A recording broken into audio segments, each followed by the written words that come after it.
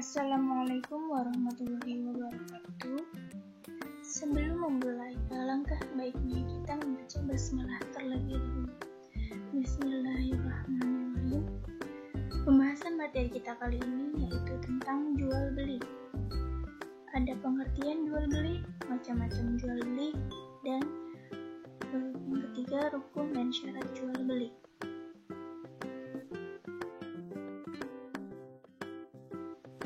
Pengertian jual beli. Jual beli adalah menukar barang dengan barang atau barang dengan uang sesuai kesepakatan penjual dan pembeli. Terjadinya jual beli karena adanya kebutuhan yang berbeda antara orang yang satu dengan orang yang lainnya.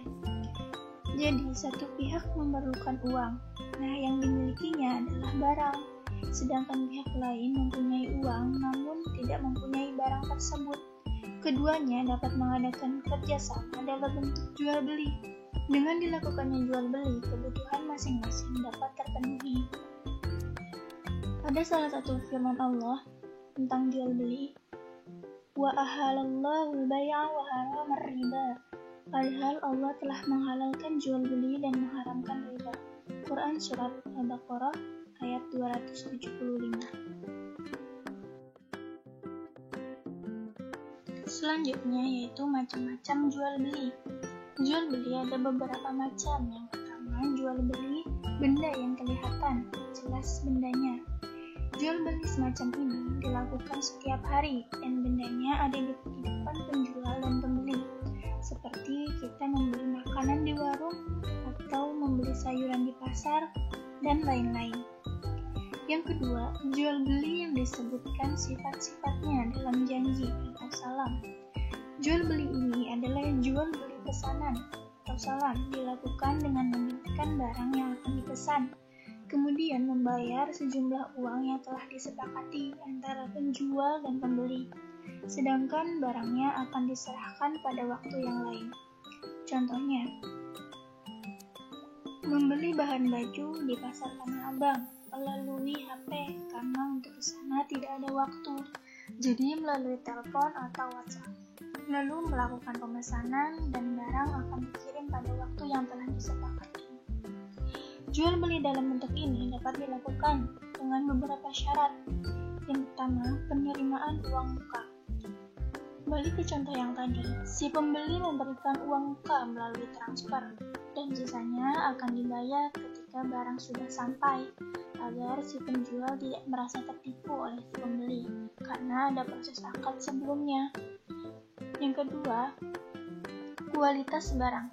Ini perlu karena barang pesanan masih dalam tanggungan dan ketika akad si pembeli menyebutkan sifat-sifat yang mungkin bisa ditukar. Apabila ada barang yang jelek, ditimbang dan diukur tidak sesuai dengan pesanan.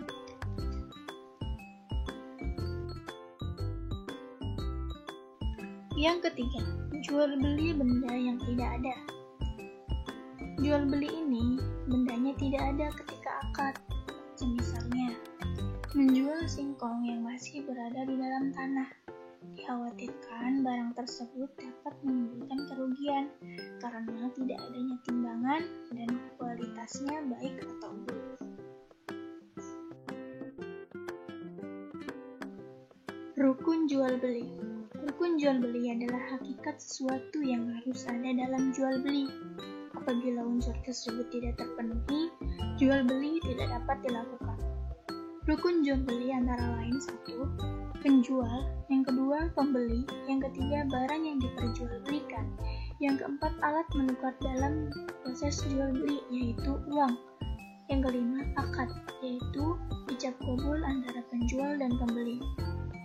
Akad ini hanya disyaratkan oleh sebagian ulama saja, sementara sebagian yang lainnya membolehkan untuk tidak melakukannya. Hal ini disebabkan sudah menjadi adat kebiasaan apabila melakukan jual beli tanpa mengucapkan ijab dan qabul. Ada syarat-syarat jual beli. Yang pertama, berakal. Orang yang melakukan jual beli harus memiliki akal sehat. Yang kedua, balik, yaitu orang yang sudah dewasa. Yang ketiga, yaitu barang yang akan Yang ketiga yaitu suci, yaitu barang yang akan dijual, tidak boleh barang yang najis seperti bangkai atau minuman yang mengandung alkohol dan lain-lain. Yang keempat ada manfaatnya, yaitu barang yang dijual harus memiliki manfaat. Apabila tidak bermanfaat berarti pemborosan terhadap harta, padahal boros dilarang oleh Islam. Yang kelima yaitu atas kemauan sendiri, jual beli yang tidak terpaksa oleh orang lain. Yang keenam yaitu tidak boros atau mubazir. Ini alasannya karena harta yang dihambur-hamburkan dilarang oleh Allah Subhanahu wa Ta'ala. Yang ketujuh, barang yang dijual ada dan terlihat. Tidak boleh menjual barang yang tidak ada barangnya. Yang kedelapan, barang yang dijual milik si penjual atau milik yang menyuruhnya. Jadi, jika barang yang dijual tanpa seizin pemiliknya, maka hukumnya tidak boleh.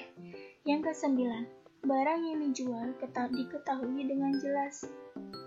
Barangnya harus jelas, baik oleh si pembeli maupun si penjual, baik dari ukurannya, bentuknya, warnanya, maupun sifat-sifatnya, sehingga si pembeli dan si penjual tidak tertipu. Selanjutnya ada tugas yang harus kalian kerjakan. Yang pertama, apa yang dimaksud dengan jual beli? Yang kedua, sebutkan dan jelaskan macam-macam jual beli. Selamat mengerjakan. Baik, jika ada pertanyaan bisa ditanyakan ke grup kelas atau tulis di kolom komentar. Alhamdulillahirrahmanirrahim. Terima kasih atas perhatiannya. Kurang lebihnya mohon maaf. Tetap semangat walau belajar di rumah. Selalu jaga kesehatan, tetap jaga jarak. Ketika berada di luar, selalu menggunakan masker dan mencuci tangan ketika bepergian. Wassalamualaikum warahmatullahi wabarakatuh.